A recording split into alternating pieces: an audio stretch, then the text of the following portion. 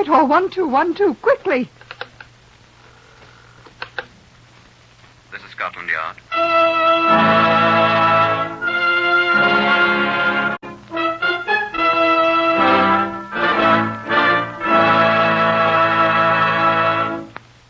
For the first time in history, Scotland Yard opens its secret files to bring you the authentic, true stories of some of its most baffling cases. These are the true stories, the unvarnished facts, just as they occurred, reenacted for you by an all-British cast. Only the names of the participants have, for obvious reasons, been changed. The stories are presented with the full cooperation of Scotland Yard. Research on Whitehall 1212 is prepared by Percy Hoskins, chief crime reporter of the London Daily Express. The stories for radio are written and directed by Wyllis Cooper. Here are the participants in case number 604MR530 from the official files of Scotland Yard. Leo M. Stefanovich, former member of the Polish Navy. Yes, I deserted the Navy. Marian Koniecki, who had fought in Spain. What I am interested in is money. Kazimir Kashuba, who was found dead. Albert Stevens, the copper's narc. It's a living. Superintendent Alistair Watkins of Scotland Yard. I must warn you that if you expect high adventure in Limehouse or sinister Orientals lurking in dark byways, you'd best turn off your wireless now. We're quite ordinary people at Scotland Yard. Professional policemen, catchers of criminals, and we don't go in much for the picturesque, the way we're sometimes pictured. However, if you'd like to see how we proceed upon a case, I'll ask you to step inside our Black Museum and meet the man in charge of it. Come in. This is Chief Inspector John Davidson, who's in charge here.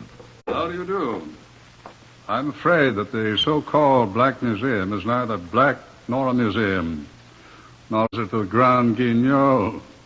We have here a large number of guns, knives, other weapons which have been used in crimes.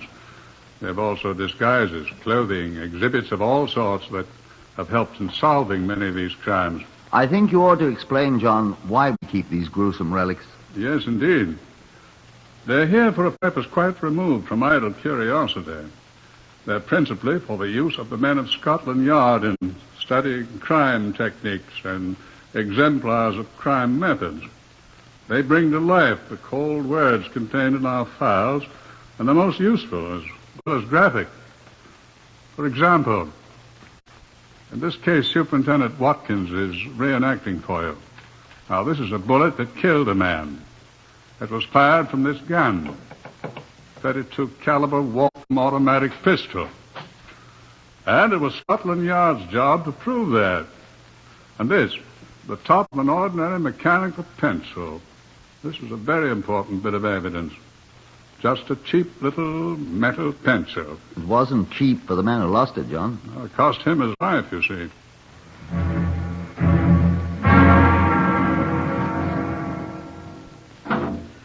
We were standing in the corner of a saloon bar in Whitechapel, talking.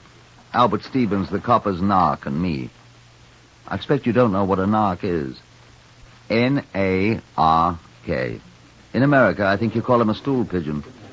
Every detective in the world has his pet narc, and Albert Stevens was mine. It was an insignificant place we were in, and Albert Stevens' two mild and bitters had set him talking 16 to the dozen. I don't suppose you'd know him by sight, sir, but I could tell you how to find him. That is, I've seen him about here and there. It's American cigarettes they're handing now, but they ain't got many left. And when they're sold out of them, they'll try something else. Have you got any ideas, Albert? No, sir, not yet. But it'll be something big, I'm sure of that. Do they know you, do you suppose? Nobody notices a taxi driver, sir. They've rode in my cab twice now, and they've never even looked at my face. But I've looked at them. Will you have another mild and bitter, Albert? Well, I wouldn't say no, sir. Here, miss. Fill this up here, will you, again? Will you? Thank you. They're some kind of foreigners, so they are. Thank you, miss. This I know. They're in the black market up to here. You said that. What kind of foreigners? I can't understand them much, except when they talk about, well, what they think is English. Greeks or Spaniards or Russians, I think. All three of them. Oh, they tip quite nice, too. But you're sure they're in the black market? No doubt about it, sir. I hear enough about it. Don't know their names. Well, one is called Marion. Marion? And the other's name is Kashmir. Kashmir. Maybe he's an Hindu. And the other is a gentleman in some kind of navy, sir. Not ours. Some foreign navy. He wears a uniform. Who seems to be the boss? Well, I'd say this here Kashmir is, sir. He's a odd man, he is, sir. Is that all you know about them, then? That's all I know right now, sir. Well, ain't that worth 3 pints of mild and bitter, sir? Just about, Albert. Well, I was sort of hoping you'd have a spare 10-shilling note on you, sir. I have, Albert, but not for you, my lad. When you've something better than a comic trio of foreigners who gibber about American cigarettes, maybe, but not till then. Would you like to buy a magnificent new solid gold mechanical pencil, sir? Here. A sacrifice for 10 shillings. Where'd you get it? A lady gave it to me, sir. Now, what say 7 and 6 to you, sir? Come now, Albert. You know that's worth all of 9pence. 9pence, then, sir? I need the money. Come off it, Albert. Well, then, sir, What did you say if I told you these foreign blokes is murderers? Shouldn't believe a word of it. Oh, they might be, sir. Well, when you can prove it, come round and see me, Albert. Well, don't I get another pint, sir? Here, miss. Another of the same for my friend here. Night, Albert.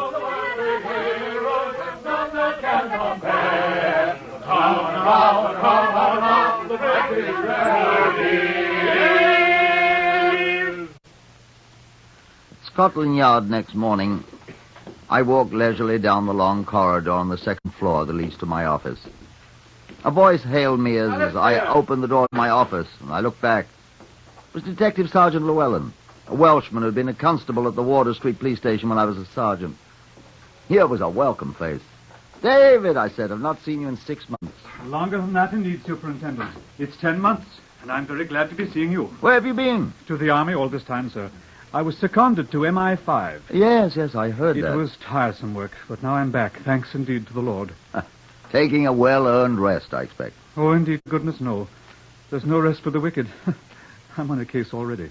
Can we have dinner this evening, then? I'm not so sure, sir. What have they given you? Oh, a murder. Good bloody one? I've just seen the man. He's bloody enough, indeed. They found him shot to death in his car early this morning. Where? Chepstow Place, Notting Hill. The constable who found him in his car, parked beside the curb, thought he was taken with drink and sound asleep. But it was a .32 caliber bullet in the back of his neck and out the front of his head. Very gory. Know who he was? A foreigner, it seems, with the name of Kashmir Kasuba. Oh. Whatever's the matter, then? Do you know him? Come on in my room here. I don't know the chap, but I have an idea I know someone who does. Well, indeed, to goodness. Come on in while I telephone. I've got his number in my book here. At least a number where I can reach him. Ah, here it is.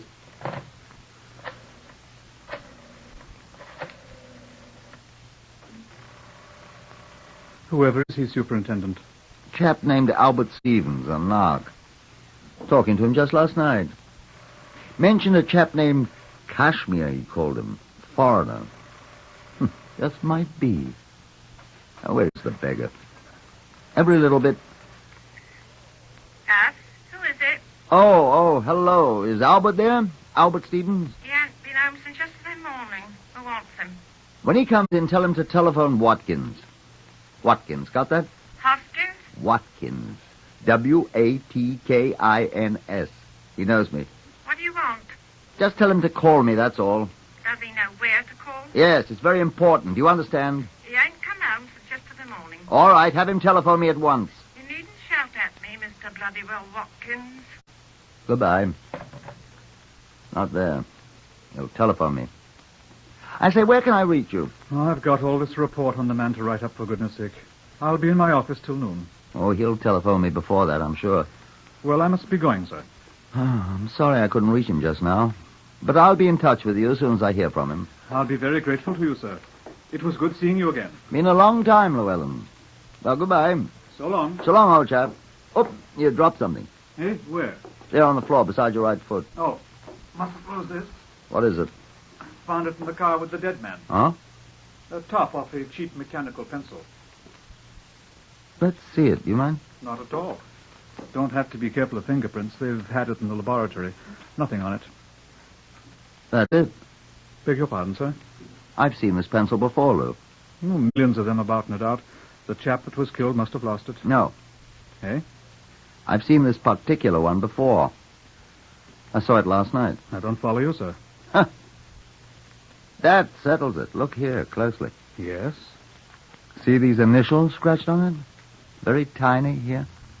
Probably done with a pocket knife. See it? A.S. By crikey, A.S., that's what they are. Whose do you suppose? He offered to sell it to me last night. Who? Albert Stevens, the copper's narc. I was just trying to telephone. Goodness sake. So that's why he hasn't come home. Eh? He said he knew this Casimir. He said Casimir had money. And money was what he needed. Well, Casimir was robbed, we know that.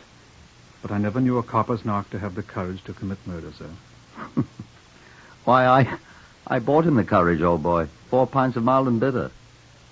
Suppose that makes me an accessory to murder?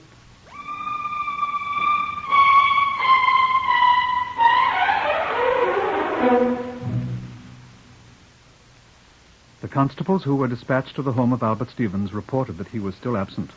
At 11 next morning, he had not yet come home. His wife knew nothing of his whereabouts, nor did the garage people where he usually kept his cab. At noon, a teletype signal was sent to all metropolitan police stations giving a description of the man and the number of his cab, GLP 301.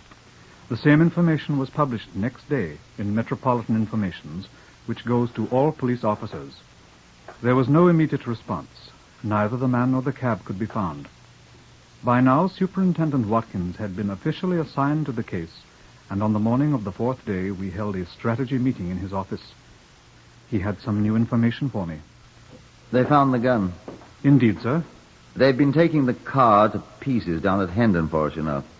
They found a .32 caliber Walther automatic pistol hidden in the lining of the top. Good. Our friend Casimir was killed by a .32 caliber bullet, you know. And ballistics assures me that this is the gun from which it was fired. Good. Fingerprints? What? Fingerprints? None.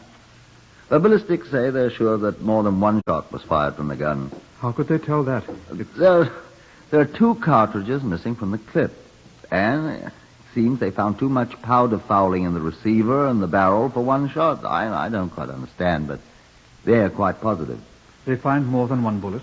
Only the one that went through Casimir's head. It was embedded in the dash of the car. Where's this other one, then? Somebody else's body, I expect. Hmm. But whose, I say? Yes. Oh, blast the fun. Superintendent Watkins here. Hi, Watkins. Fletcher here, T Division. Hello, Sailor. Look here, we found your man Albert Stevens. Oh, good. Found him. Oh. Where was he? Sitting in his taxicab Where? at the bottom of the Thames. What?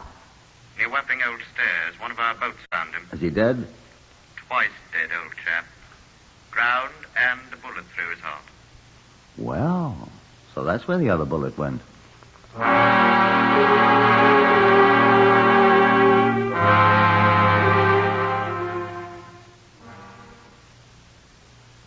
I admit I'd more or less dropped a brick in pinning all my hopes of a quick solution of the case on Albert Stevens. Llewellyn and I moved at once to realign our strategy. This was our estimate of the situation. It is possible that Stevens did murder Casimir, of course. Possible, but not probable. The forensic laboratory people, the ballistics people, say that the bullet they found in Stevens' body was fired from the same gun that killed Casimir. The .32 Walther automatic they found in the car. But then, who killed who? I suspect that since the gun was found in the car with Casimir, he was the last one shot, wouldn't you? Well, then, of course, Stevens couldn't have killed him. Right. Stevens must have been dead and at the bottom of the Thames when Casimir was shot. Then, who killed Casimir? Obviously not Stevens. The forensic laboratory can tell us who died first, I hope. We know. How? The gun. It was with Casimir, remember? Unless someone shot him, then took the gun and killed Stevens with it, pushed him into the Thames, and then brought the gun back. Sounds silly. Indeed. Then who shot Casimir? One of Stephen's friends might have if he knew Casimir killed Stevens. Revenge. How do we know Casimir shot Stevens? Well, Besides, Stevens didn't have any friends. Except me. And I don't think I did it. His wife, perhaps? Yeah. Perhaps. Well, besides, how could she get that gun? No friends. None I know of. I knew Albert rather well. Huh. What? Casimir had friends, though. Albert told me about them. Who? A man named, his woman's name, Marion. I don't know her. Him. And a man who wears a foreign Navy uniform. Polish? Casimir was Polish, and a deserter. I suspect our man's a deserter, too. They were all mixed up in the black market, Albert said. What sort of black market, sir? Oh, all sorts, it appears. Why should they kill Casimir? Or Albert Stevens? Well, Albert, that's simple. They found out he was an informer, a narc. Why Casimir? Oh, people had been murdered for money before. Perhaps Casimir was cheating them. He was apparently the boss. Well, a crook who cheats a fellow crook is asking for it. Let's get on to Marion and the Navy officer. All we have to do is find them.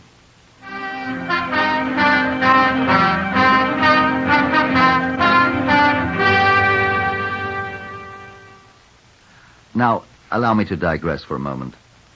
There was, of course, no record anywhere of Casimir's former address.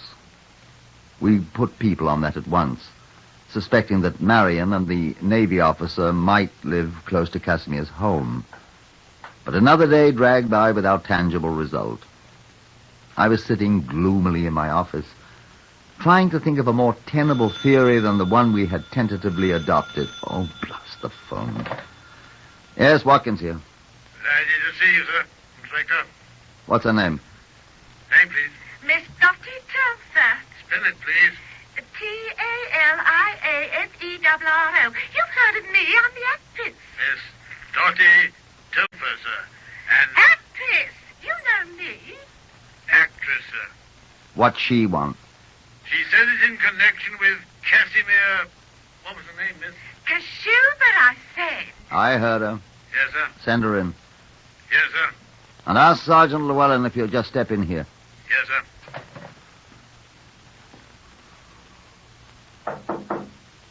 Come in.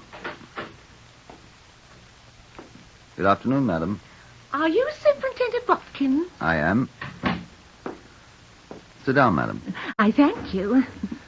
You said you knew something about Casimir Kashuba. Yeah, I saw in the Express that he's dead. Extremely. And good enough for him, I'd say. You knew him? Yes. He was a crook. I'm afraid you're rather late in telling us that, madam. Well, I mean to say, What sort of dealings did you have with him? I never had any. Well, I mean, he cheated me, and now he's dead. How am I going to get back the £17 I gave him? That's what I want to know. Why did you give him £17? Oh, excuse me, sir. Oh, come on in, Llewellyn. This is Miss Dottie... Telfer. I'm a music hall star at the Shepherd's Bush Empire. How do you do, madam? Sit down, Llewellyn. Seems Miss Telfer has given Casimir £17. Whatever for, miss? Well, I expect it was rather silly of me, but I couldn't resist it. Resist what? Well, I was having a late supper after the show last Tuesday, and there was a man, Kashmir Kashuba it turned out to be, sitting 2 tables away from me. That the first time you met him? Of course. Do you think that... On the table before him was the most magnificent handbag. Handbag? A woman's handbag, the kind I hadn't seen for simply years. I couldn't resist doing what I did. What did you do, madam? Oh, I know it's breaking the law, but isn't everyone in the black market? Not everyone exactly. Oh? Oh, well, I just stepped over to the table and introduced myself, and he gave me his name, and I said, would you mind terribly telling me where you got that adorable bag? I wanted one myself, you know. Black market. So he said he manufactured them and that I could have one if I liked. All I had to do was to give him £17 so that he could buy the special leather it was made of. And in a day or two, I could call at his flat and it would be ready for me, do you see? And you fell for that old one? You called at his flat? Would you believe it? When I called, he professed never having seen me. He said he was not a manufacturer. He wasn't. And nothing I could say would make him give me back my £17 or the bag. And did you kill him then? I did not. Later, perhaps. I never killed anyone in my life. I'm a law-abiding... Will you give us the address, my dear law-abiding young woman? Oh, it's in Maida Vale somewhere. I think I have it here, in my shabby old handbag. Thank you very much, Miss... Telfer. An actress, I think you said, yes. Well, that'll be all, Miss Telfer, and thank you very much. Come along, Llewellyn. Right. Yes, but how am I going to get my £17 back? The man's dead You're now. not going to get it back, Miss Telfer. What? You're very fortunate. The black markets cost you only £17. It cost Casimir his life. Ready, Llewellyn? Within 20 minutes, a Scotland Yard car dropped us at the address in Maida Vale Miss Telfer, actress, had supplied us. We interviewed the proprietor of that dismal place, a cross-eyed young man in an unusually dirty waistcoat in the red Mingus tartan. His name, he informed us, was Ian Kalbfleisch, and he had a cold. No, he ain't here. We're quite aware of that, my good man. He's dead. Did you murder him? No. Are you in the black market, too? No. May we see his room? Tain't his anymore. Whose is it, then? Another man. Who? An officer. Navy officer. Oh? RN, RNR, or RNVR? Not one of ours. Polish Navy. When did this Polish naval officer take the room, Mr. Kalbfleisch? Day after the murder. Oh, you know the day of the murder, then? I can read. Was it all the papers? Is this man here now? No. Will he return? He always has. Was this naval officer a friend of Casimir's? I don't know. May we see the room? Got a warrant? Yes. All right. Second door on the left. Come on, Lou. All right. It's unlocked. Come on. No, leave the door open, Lou. Our friend with a runny nose might just warn him that we're here. Right. I'll keep watch. While Llewellyn kept watch from the open door, I made a quick search of the place. I found nothing at all of any apparent importance until I went for the pockets of the navy greatcoat in the closet. I was about to exhibit my findings to Llewellyn when he hissed sharply at me from the doorway. What's up? Chap coming in, wearing a navy uniform. People in your room, Commander. Who are they? Police. Scotland Yard. What do they want? If you'll come in, Commander, we'll be glad to tell you. Who are you? Sergeant Llewellyn of Scotland Yard. I think you'd best come in, sir.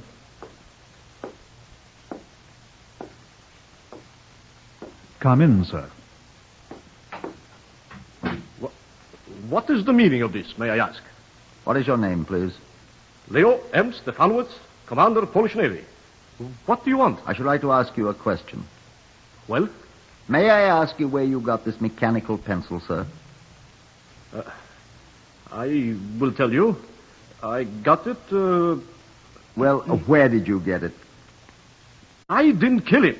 Kill whom, Commander? Why, Casimir Kashuba. This was Albert Stevens' pencil, Commander. I didn't kill Albert. The top of this pencil was found in the car with Casimir Kashuba's body, Commander. I didn't do it. Perhaps you can explain, then. Yes, I... Well? Marion did the killing. Oh, indeed, Marion. Yes, I told him not...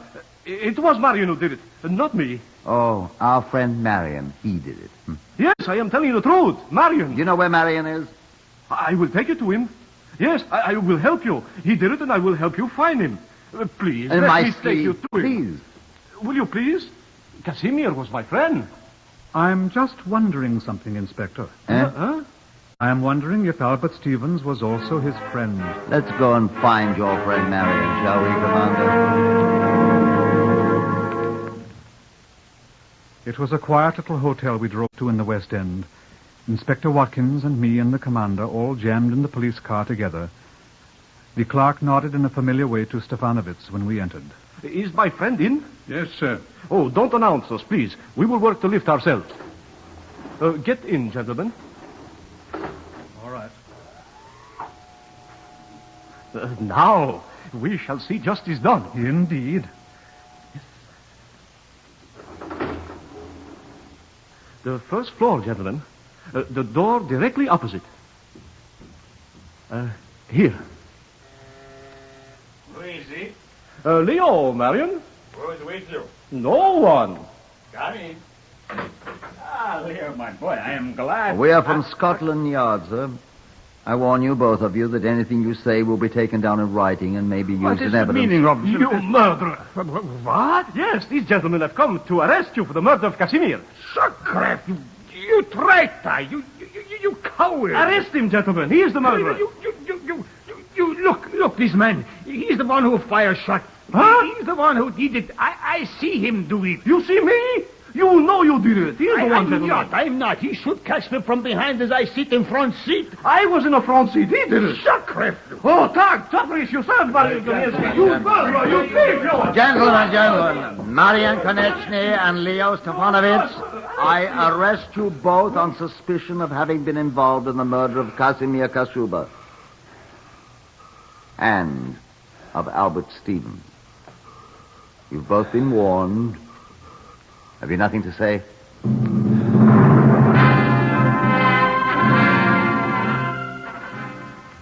At the trial, the two men admitted all the details of the two murders.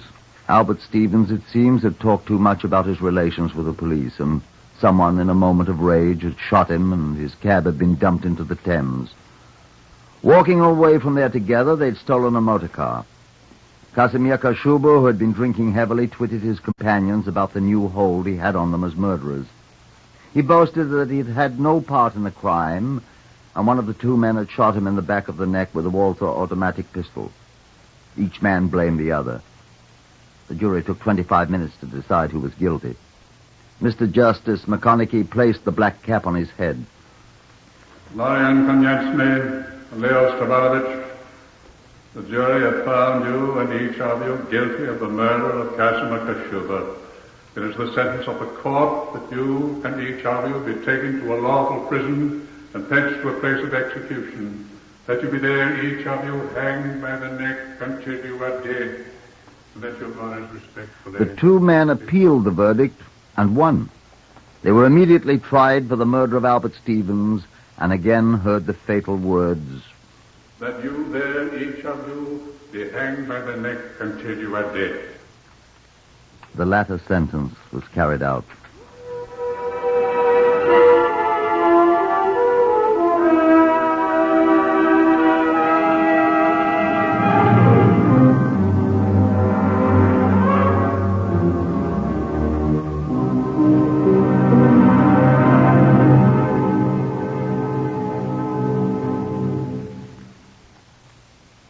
You have heard the eighth in the series Whitehall 1212, compiled by special permission from the official files of Scotland Yard. Only the names have been changed. Otherwise, the story is true. Research for Whitehall 1212 is prepared by Percy Hoskins of the London Daily Express, and the stories for radio are written and directed by Wyllis Cooper and produced by Jack Goldstein and Collie Small.